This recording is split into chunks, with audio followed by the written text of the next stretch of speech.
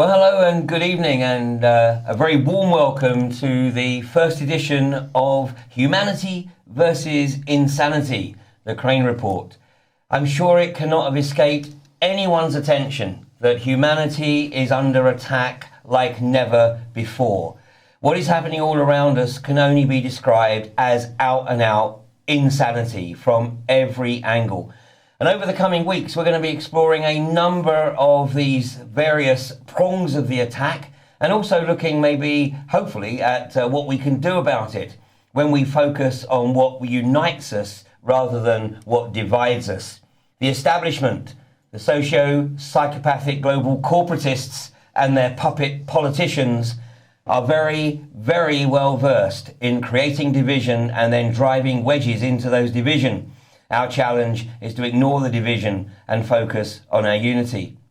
Well, in this very first report, we're going to focus on an issue tonight that has become of particular interest to me over the past few months. It's now 14 months since I put aside a lot of the other research that I've been focusing on over the last decade to concentrate on the issue of hydraulic fracturing or fracking, because nobody knows better than me that if we don't stop this abomination, the rest is almost an irrelevance. So in the course of that period, we've had the Borkham campaigns and the Barton Moss campaign. So over the last 7 months, I've had more experience of the British Police than perhaps most people have in the course of their lifetime. And I've certainly had a lot more experience than I'd ever had in my previous 56 and something years. So, having been able to observe the behaviour of the police and the different attitudes adopted by different police forces as they've been put on the front line, particularly at Borkham, and the different levels of policing at Barton Moss in Greater Manchester, from the congeniality of the police liaison officers to the joviality of the normal bobbies to the absolute thuggery of the TAU units.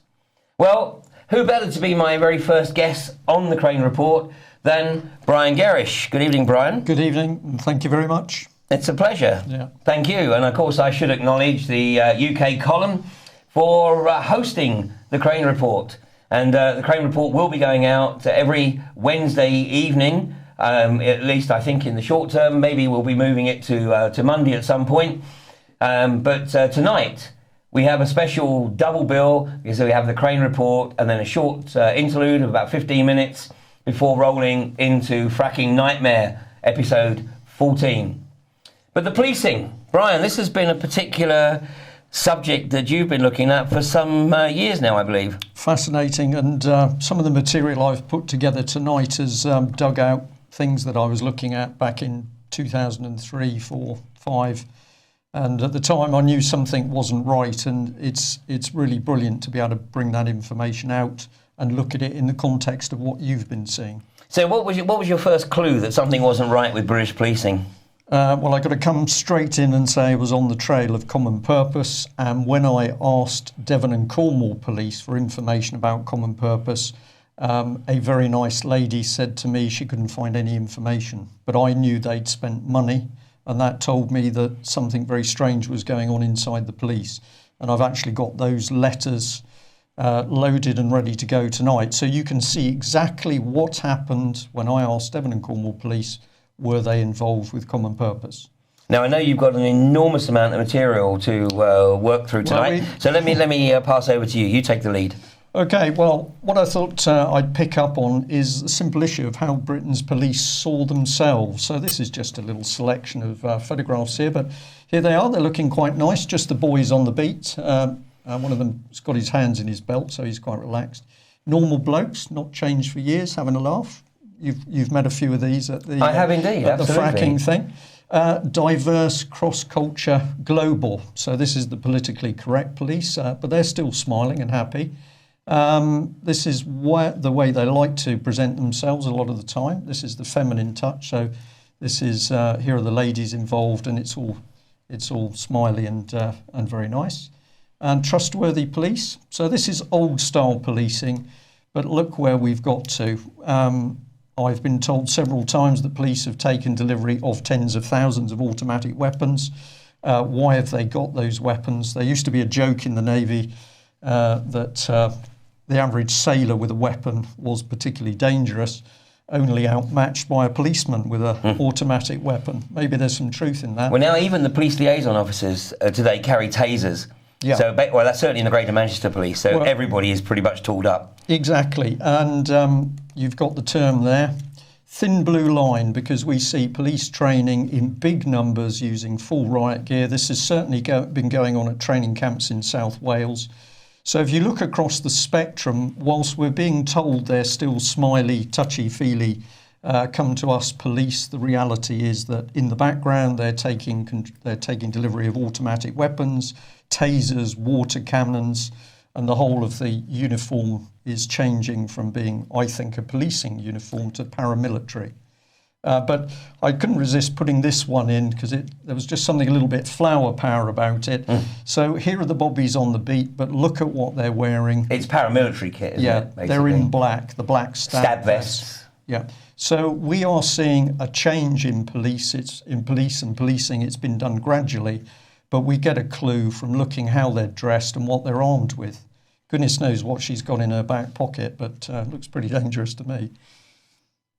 Battery pack, yeah. A stunning silence. Yes. So what I thought we'd just do is put some structure to it. So we divided it up. We're going to look at these in sections. So we just run through. But we've got everything from the police structure to their environment, policing policy, how that sort of works. And, what's been happening with bad police. We're seeing them let off and pensioned off.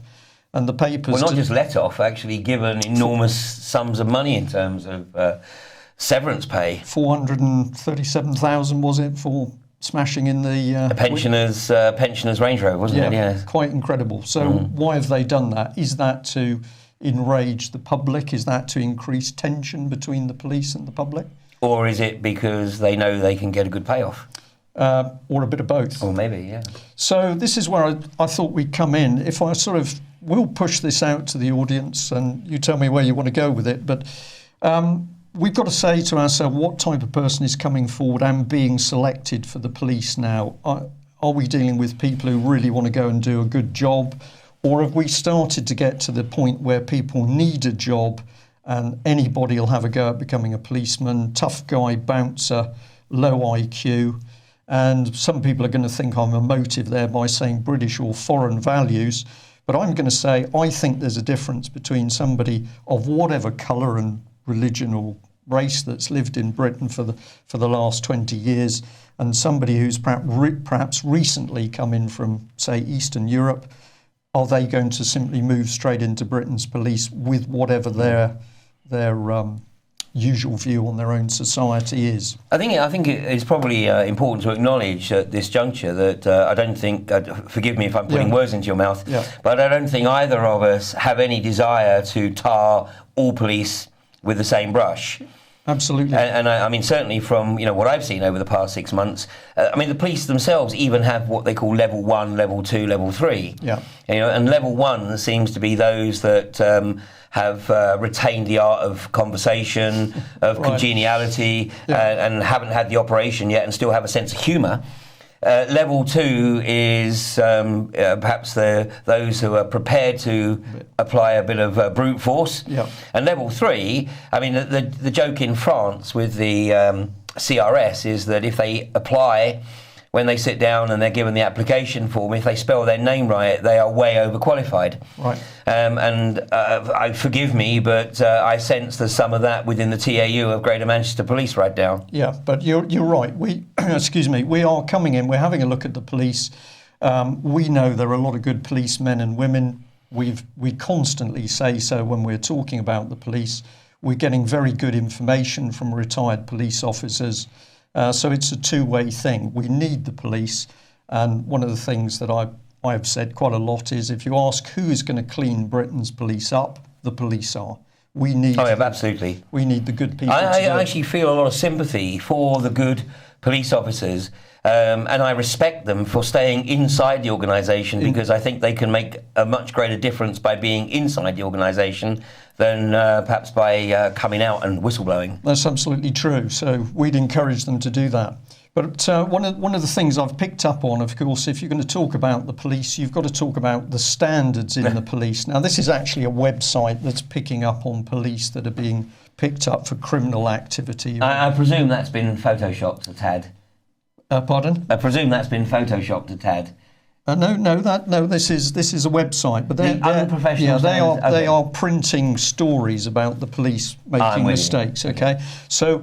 All we're really saying here is that it's obvious to members of the public that something is wrong at some levels with the police, because we're getting a steady stream of police, sometimes in prison for drugs or whatever it is. So there's some bad eggs in the police. Maybe they've just started to grow in numbers over the last few years. And I think that, my view is that the police have got to take stock of this and get it sorted out. They can do it. But I think that this is part of the problem, the quality of the senior officers that have moved up through the system. Brian Puddick here, who disappeared out from the police, and the next minute he's washing himself naked with Esther Ranson in the jungle. Is this the sort of role model that the average policeman or woman needs? And Puddick, I believe, came to the fore when he was Deputy Assistant Commissioner or some such title in the period of the London bombings. Yep. And was trotting out the official version of events at that point. Yep, I believe that's correct. And we've got another one here. He was... so this is Syrian. Syrian Blair was Puddick's boss. Yeah.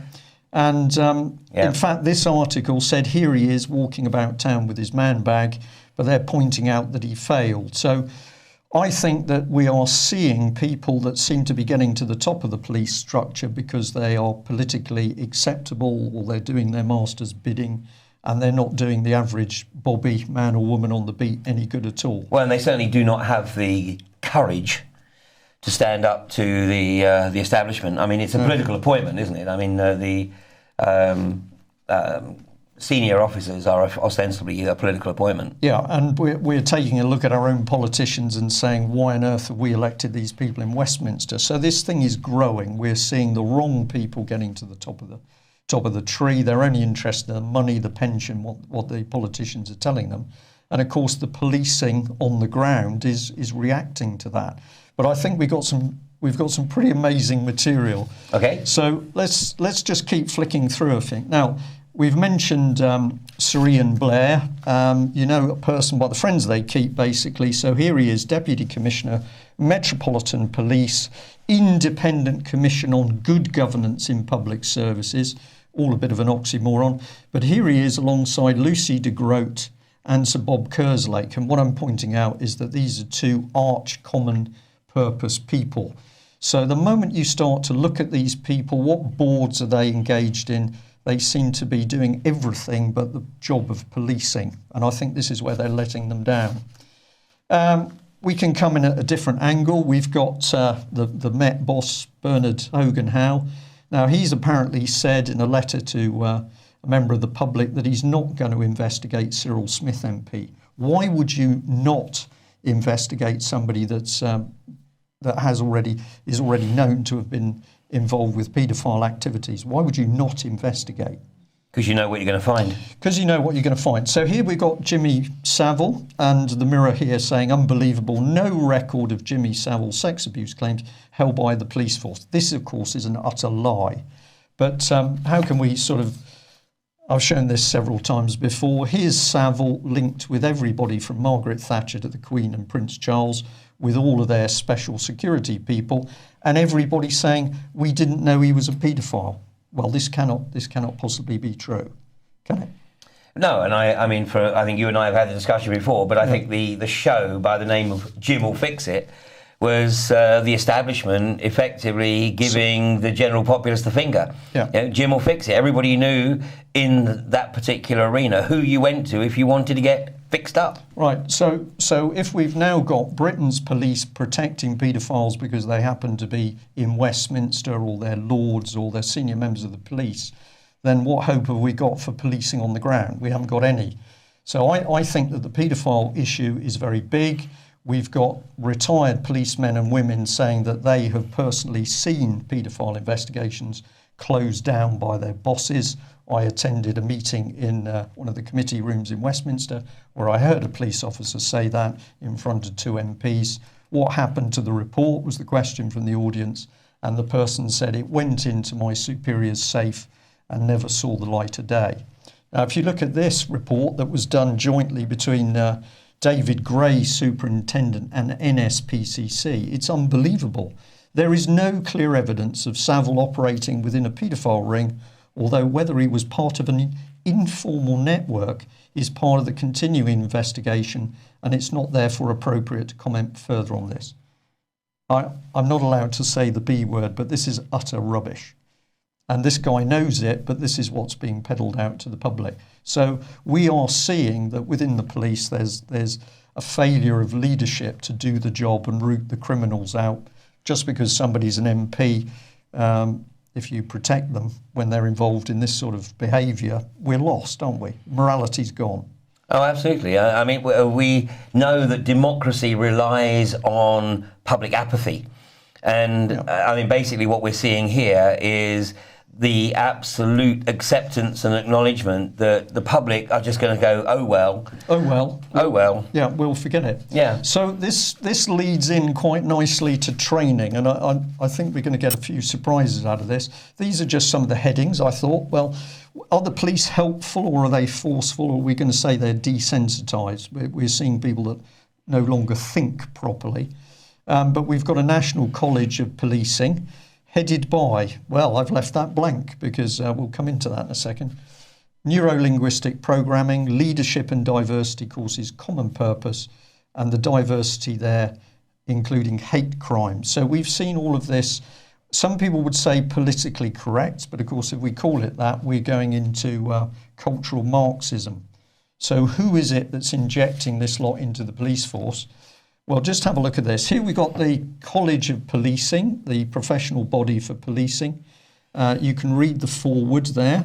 And who are the people running this show? Well, we've got this lady here, Professor Shirley Pearce. And what sort of background has she got? Well, let's have a look. And we should be able to highlight that a bit, because she's got a background in clinical psychology and the NHS. So the chairman of the College of Policing has no experience of policing, but she does have a lot of experience as to how you gently mould people's minds and behaviours. Perfect choice then. Well, is it a coincidence? Is it a coincidence, do you think? I would say absolutely not. Well, nothing is coincidence. So she's very carefully selected. Exactly. So who selected her? I don't know the answer to this question. But the key question is, who on earth selected this woman? It's like saying, I need somebody to run the Navy. It's about ships and the sea. I think we'll have a farmer.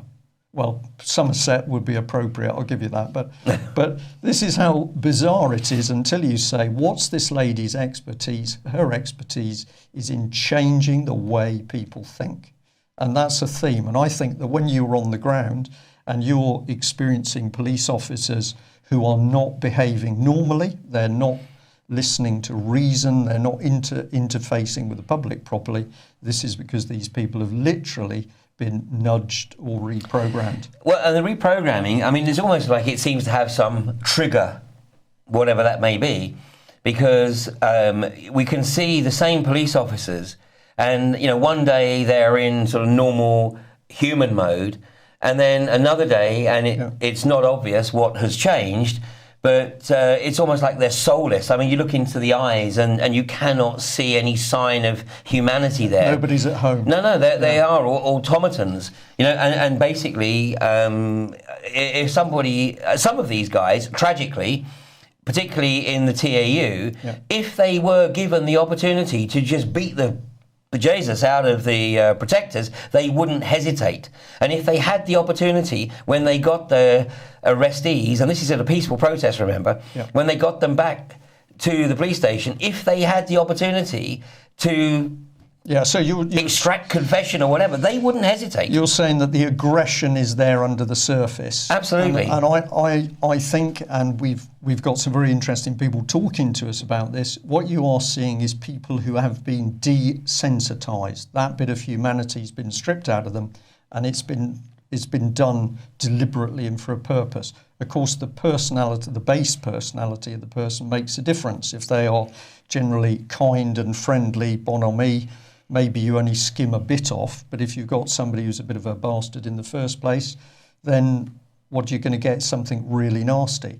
And these people are not acting in their own capacity. They're now acting, if you like, to a mini program. Several years ago, the wife of a police officer contacted me and described the change in her husband after he'd done a diversity course. He went from being a relaxed, happy man to aggressive, to the extent she said he would shout at the television. See those people? Those are the people we've got to deal with. And this is this is reframing. Yeah. We're seeing, and particularly, it's very relevant to what's occurring right now with the challenge on the fracking agenda, because we know that there are a group of people in this country, the socio-psychopathic global corporatists, who consider anyone who objects to the establishment agenda to be an extremist. Yeah, an extremist or a terrorist or vexatious, all these terms, and you're going to be squashed.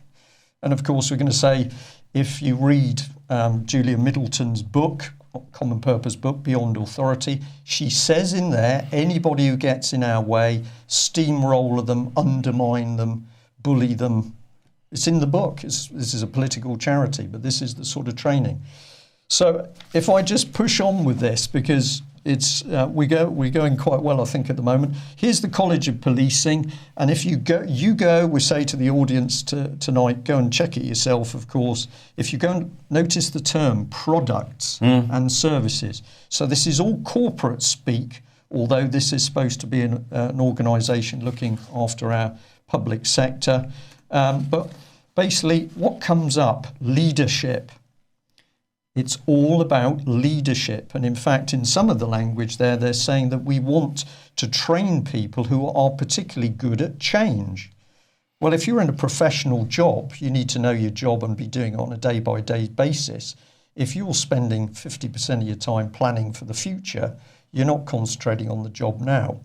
But why do they want the change? Because they know the whole system is going to change. So they don't want dyed-in-the-wool beat policemen and women who know the job on the beat. They're bad news because they don't want to change. They know the job, they know how to do it, they know how it should be done, they don't want to change. So these people want people in the police who want to change the way the policing works. And here we've got a psychologist at the head of the tree to train them. It's almost like the British Police Service, whatever you want to call it, police force, is becoming a training ground for G4S. It's almost like that. It's a free training program for G4S, because obviously what we see is more and more policing activities being privatised, and we are probably only a decade or so away now from all policing effectively being under private control.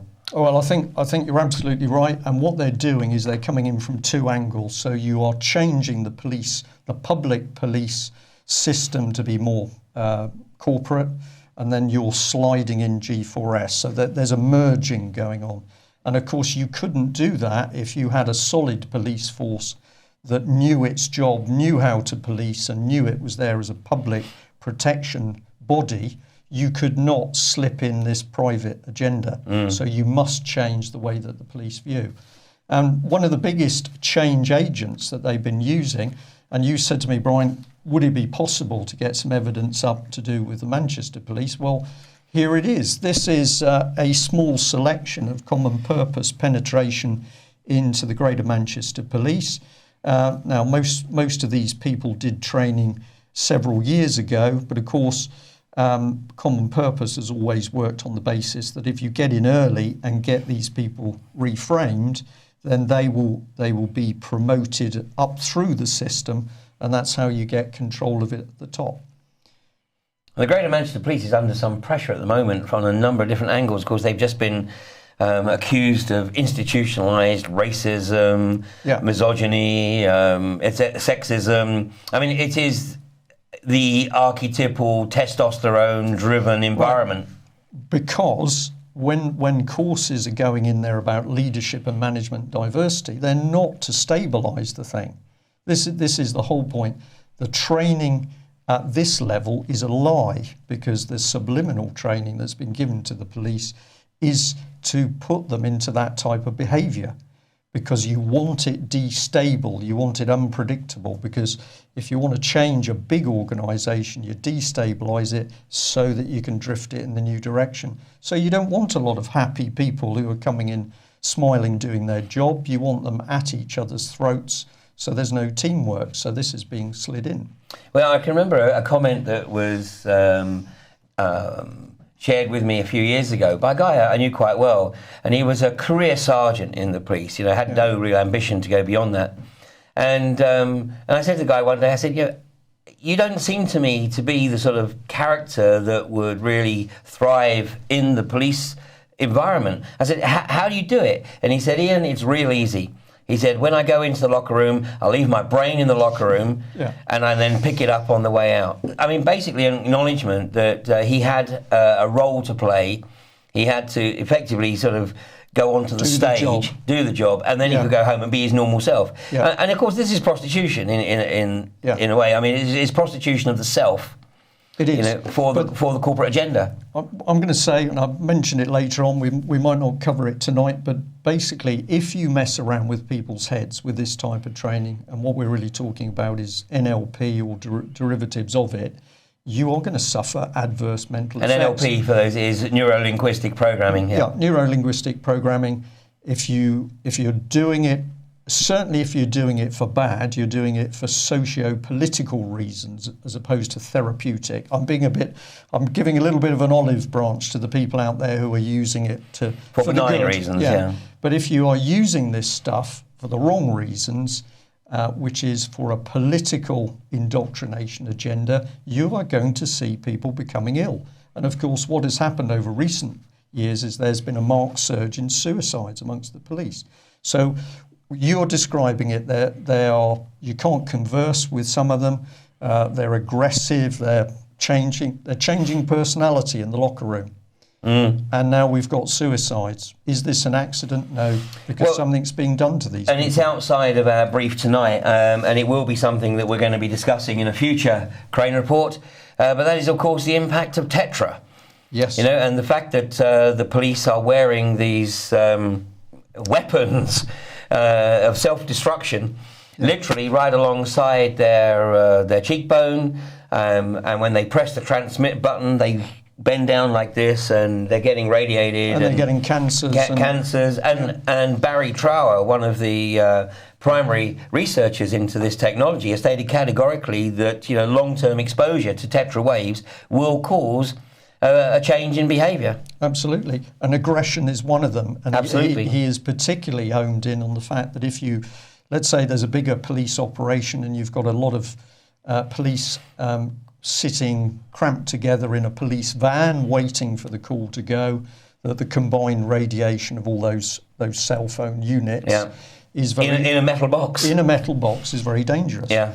And what I can say is that the little brochure he produced warning policemen and women about the danger of these things has really gone like wildfire around the police. So this is where pushing out the information.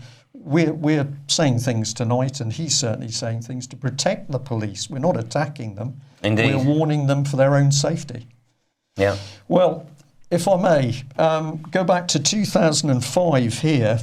This was a letter that I sent off to Devon and Cornwall Police, where I asked them very nicely if they could give me details of the number of police officers and support staff that have done common purpose training. So, perfectly reasonable letter. I sent it off. I didn't know what would happen.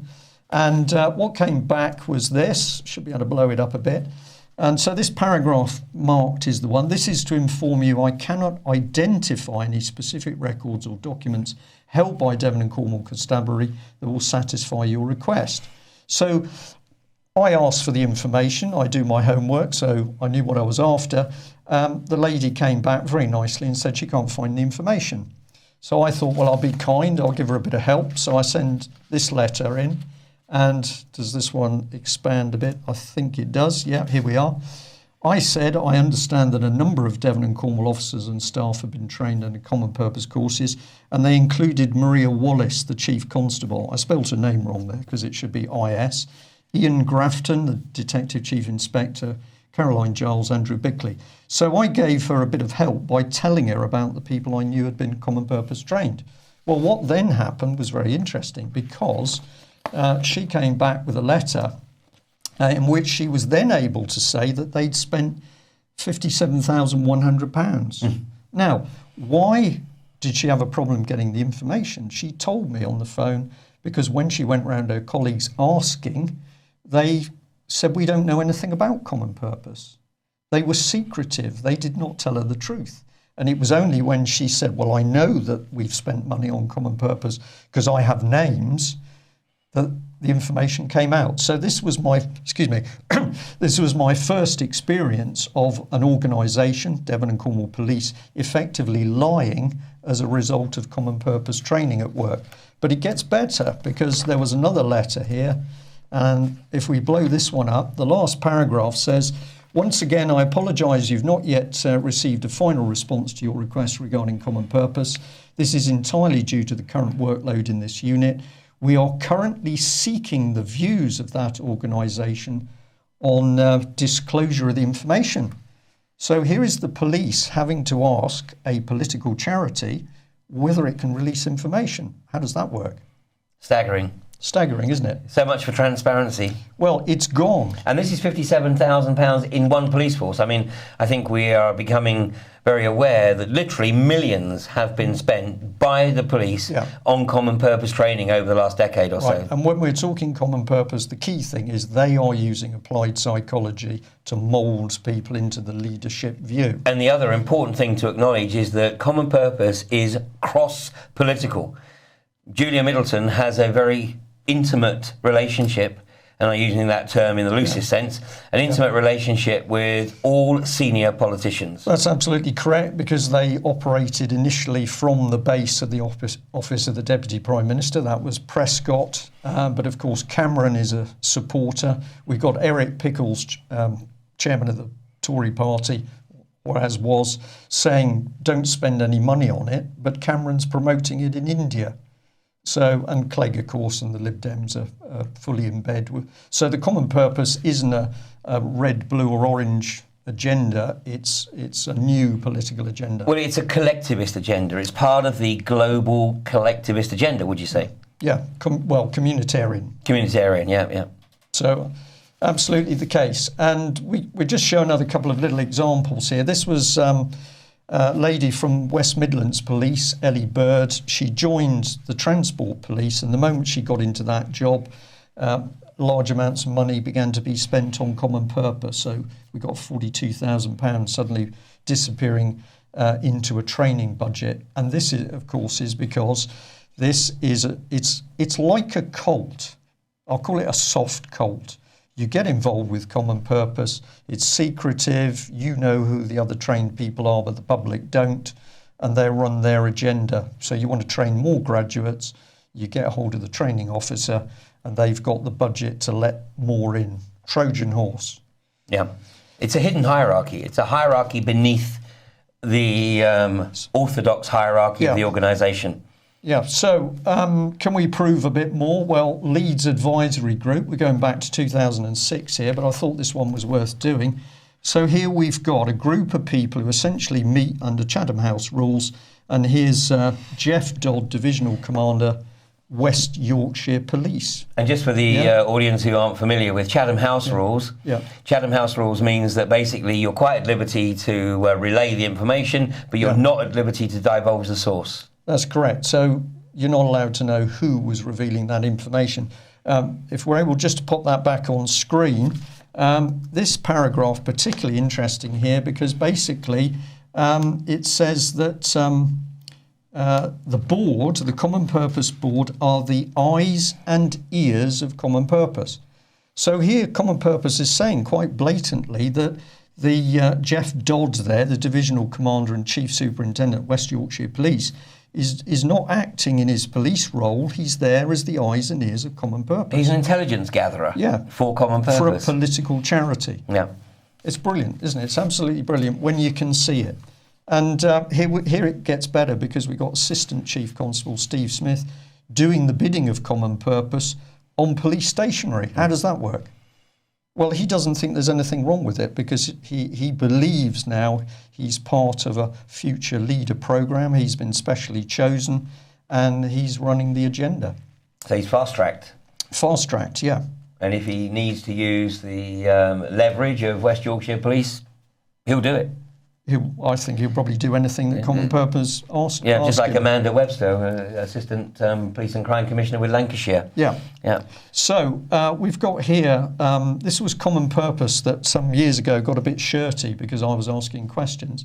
And they posted on a special piece of website, commonpurpose.net, do we use brainwashing techniques? No. Common Purpose programs use experiential training techniques to a set of conventions to promote mutually respectful behaviour. Do you understand that? The clue's at the bottom because they refer to David A. Kolb. Now, if you go into his work, you'll find that that leads you into Jung, and you are into applied behavioural psychology. And unless you know what these people are doing, you're not going to realise. And what's the effect?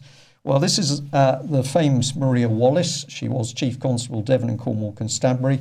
Look at what she says about Common Purpose: an intensive and fascinating insight into decision-making at the top level.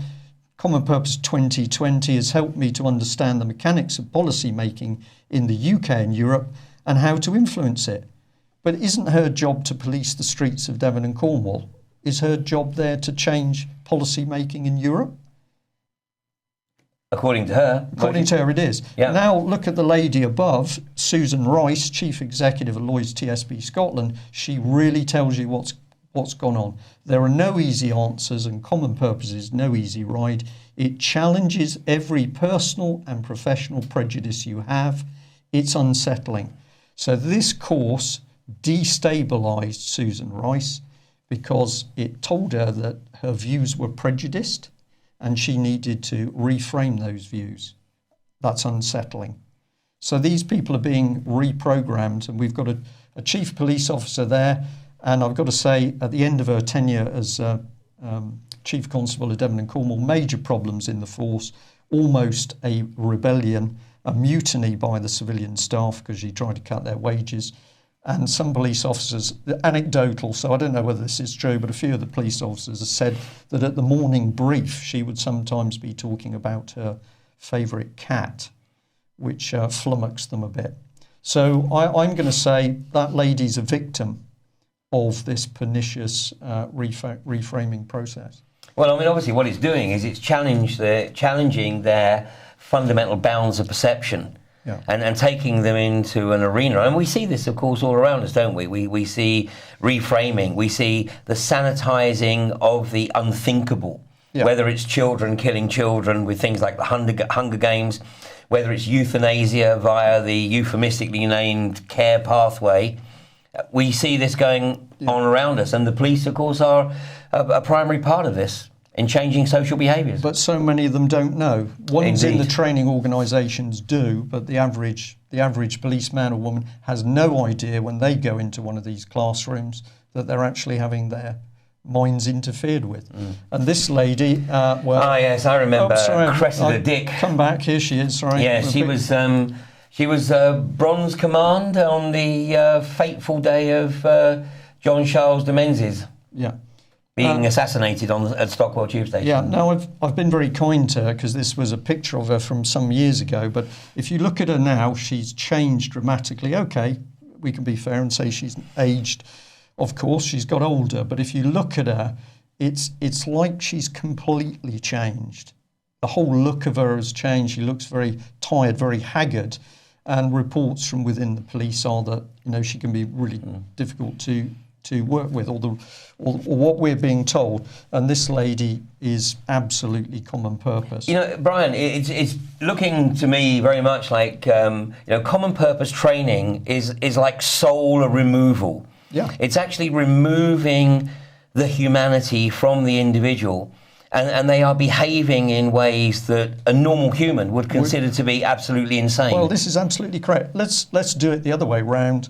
I have reservations about NLP, but I'm going to say, okay, you've got somebody out there using it for therapeutic purposes. So they're helping people by getting them to think in a different way. We're not talking about that. We are talking about people using these techniques for socio-political change. And so people are having their views and values changed. They don't even know it. And of course, it's been the Cabinet Office and the famous government nudge unit that's been boasting that this reframing process is so good. They're selling the technology to Australia and the States. Absolutely. Brian, we've almost run out of time, and I don't think we've even got about halfway through the material we wanted to cover tonight. So let me ask you, are you available to join me next week? Absolutely. Because I think this is an absolutely crucial issue, and we have seen a classic example of outrageous police behaviour in the last few days, an incident from Barton Moss, where one of the legal observers there, Dr. Stephen Spy, to use his name that he uses at Barton Moss. He's a legal observer, and he was approached by an evidence gatherer, an inspector of Greater Manchester Police evidence gathering team, and he was accused of being drunk in the morning. And he was also accused of having driven his car to the Barton Moss location that morning. In fact, Steve had stayed at the camp that night. He denied having a drink. He in fact told the officer that he'd had a cup of tea. The officer chose to ignore that information and effectively had him arrested for drunken driving, and then refusing to give a sample. We're actually going to be looking at that event in Fracking Nightmare, which will follow about 15 minutes after the end of this very first edition of Humanity versus Insanity, the Crane Report. And what we'd like to do is we'd like to hear from you. We'd like to hear of your experiences of insane policing from all around the country. So please write to me, info@ianrcrane.com, and put in the subject line, put crazy policing or something of that ilk, so that it catches my eye and I pull it out from the plethora of emails that I get every single day. Now, over the coming weeks, we're going to be looking at a very wide range of subjects, which we in the UK absolutely acknowledge to be totally insane. Now, obviously, the last 13 months, my focus has been on hydraulic fracturing. I cannot believe the push for this insane process to be foisted upon this country. But I'm going to keep addressing those issues, the fracking issues, in Fracking Nightmare. I'm taking a couple of weeks away from the front line at Barton Moss to catch up on some other stuff in life, and also to focus on the preparation of Humanity versus Insanity. Now, we also have a conference later this year. It's the Alternative View 5. It'll be the first Alternative View event for over 4 years. And at this event, we want to go beyond just it being a conference. There will be opportunity for everybody there to express their view in an open mic session. But we are encouraging people to come along to this event. Unfortunately, it's not cheap, but it is all inclusive, with dinner from Friday night right through to breakfast on the Monday morning, to work with the speakers to look at ways in which we can bring about the changes that we know we need to see. What is happening in this country with the demonisation of people at the poorer end of our societal spectrum, the disabled, the unemployed, those who have family responsibilities who are unable to work. The demonisation of these people in the media as though they're work shy. Something is very, very wrong with this country. We are in danger of losing the plot if we just sit back and do what the socio-psychopaths want us to do, which is retire into abject apathy. It's not going to happen. Join me next week on Humanity versus Insanity, the Crane Report.